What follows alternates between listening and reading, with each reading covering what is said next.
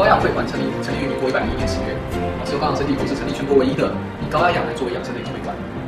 然后这是我们的通过卫生署的许可，中华民国的专利和大陆的专利，这是通过欧盟认证的认证证书。所以有这些认证呢，我们可以说这台高压氧舱绝对是做起来是安全的、合法的。介绍像什么高压氧？高压氧呢，是在做加压的环境。为什么要加压呢？因为加压才能让氧气溶解更多到你的血液，再由血液带动到全身的循环，然后再由借由血液提供全身细胞氧气之后，会改善很多功能。这是我们公司研发、设计、生产、制造的高压氧舱，它可以温和加压到1.3大气压，然后每次的时间是1小时。这里面呢是一个最舒服的无氧环境，这是氧气出口，90%氧气会从9%的纯氧处理出来。整个舱的氧气浓度呢，在做40分钟之后呢，会到60%到70%，等于外面空气的3到10倍，空气含氧量的3到10倍。在里面呢，你可以很舒服的享受放松就当无氧结果。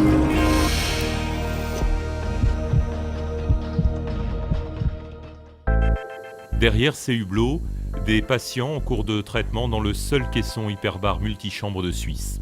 Nous sommes ici au sous-sol des hôpitaux universitaires de Genève.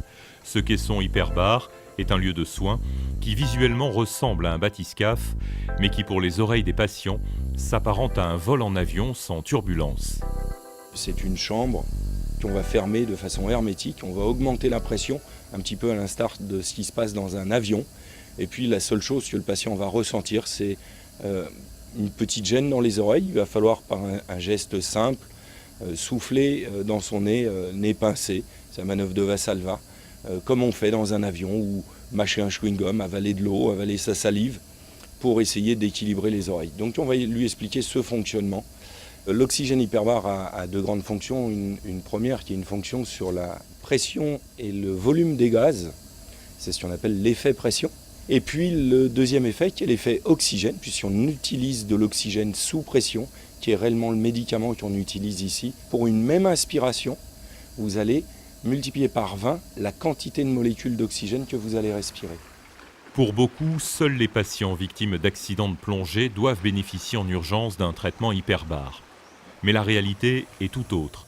80% des patients traités ici souffrent de plaies ou de nécrose. Soy la doctora Mariana Canelotto, especialista en medicina hiperbárica, la directora médica del Centro de Red Biobárica. En esta oportunidad vamos a hablar de algunos de mis casos clínicos tratados con nuestras cámaras. El primer caso es un paciente masculino de 60 años de edad, con antecedentes de artritis reumatoidea de más de 20 años de evolución, que consulta por unas úlceras en miembros inferiores de más de un año de evolución que no cicatrizaban a pesar de los tratamientos con los cuidados de cicatrización correspondientes. El paciente comienza el tratamiento, realiza 40 sesiones en total, en donde se ve, además de la mejoría y la cicatrización completa del tejido, la mejoría en todo lo que es el trofismo de la piel, y también el paciente presenta cambios significativos en el proceso inflamatorio de su artritis. Segundo caso, paciente masculino de 27 años de edad que presenta, en este caso consulta por una fístula arteriovenosa de miembro inferior en el pie. Esta fístula tenía años de evolución, con discontinuidad en su cicatrización, mucho dolor y tenía indicación de amputación, como se puede precisar en las imágenes. Además de la lesión, se ve la zona isquémica con compromiso de los dedos. El paciente realiza 34 sesiones de cámara hiperbárica y mejora la isquemia. L'hyperbare, ça sert actuellement à surtout traiter en fait des plaies chroniques. Donc principalement, les grandes indications, c'est les plaies chez les diabétiques, les plaies chroniques chez les diabétiques, et aussi en fait tous les effets de la secondaire de la radiothérapie. Certains patients traités en radiothérapie suite à des cancers sont victimes de nécrose sur certains tissus fragilisés par le traitement. Pour eux, environ 3% des cas, le caisson hyperbare est prescrit pour une meilleure cicatrisation. Alors une façon de favoriser la réparation de cette nécrose, c'est mettre l'oxygène à pression. Ceci veut dire que vous mettez l'oxygène en solution dans le plasme, dans le liquide plasmatique du sang, qui va aller beaucoup plus loin, indépendamment que l'hémoglobine puisse ou pas circuler dans ces vaisseaux. Et tout ça, en fait, ça va activer plusieurs mécanismes dans le corps. Un de ceux-là, c'est que ça va fournir à la plaie plus d'oxygène, premièrement. Et ensuite, au long terme, ça va favoriser en fait la cicatrisation en favorisant l'apparition de nouveaux vaisseaux sanguins. Aujourd'hui, habituée des lieux et confortablement installée, Anne-Marie a dû dominer ses craintes des premières séances. Les premières séances, j'avais aussi de la peine à respirer dans le masque. Il semblait que je manquais d'oxygène alors que c'est l'inverse. Nous avons de l'oxygène pur. Disons que c'est au fur et à mesure des séances qu'on l'on s'habitue. Et j'ai vu des fois si j'ai un livre ou un journal, je lis pas sans arrêt. mais ça aide. Parce qu'1 heure et demie dedans, c'est un petit peu long. À la suite de 5 opérations, la cicatrice ne se refermait pas comme il faut. Et on s'est rendu compte que les tissus de ma peau derrière, après donc 5 opérations et 10 séances de radiothérapie, mais très puissantes, étaient devenus un peu comme du parchemin. Et le caisson régénère tous les tissus sanguins. Et là, on s'est rendu compte, ça commence un tout petit peu à baisser, la rougeur, la cicatrice va très bien. Un caisson hyperbare n'est pas un lieu de soins habituel. Pour les patients, il peut être synonyme d'interrogation ou encore d'anxiété. L'équipe soignante comme l'équipe médicale sont là pour un accompagnement personnalisé et une surveillance de tous les paramètres techniques et barométriques. Alors en fait, c'est depuis ce poste de contrôle qu'on met sous pression les chambres. C'est depuis ici que l'on distribue les gaz thérapeutiques à nos patients, le plus courant étant l'oxygène. C'est depuis ce panneau, de ce poste de travail que l'on surveille nos patients. La chambre, elle est mise en pression à l'air, donc c'est vraiment de l'air comme on respire maintenant. Par contre, voilà, le traitement, c'est respirer dans le masque. Okay. Notre rôle, donc, c'est d'accueillir les patients quand ils arrivent en séance, depuis qu'ils passent la porte d'entrée jusqu'à ce qu'on les installe en séance et qu'on les ressorte du caisson. Donc c'est la manipulation de patients qui sont en difficulté, parfois handicapés. Voilà.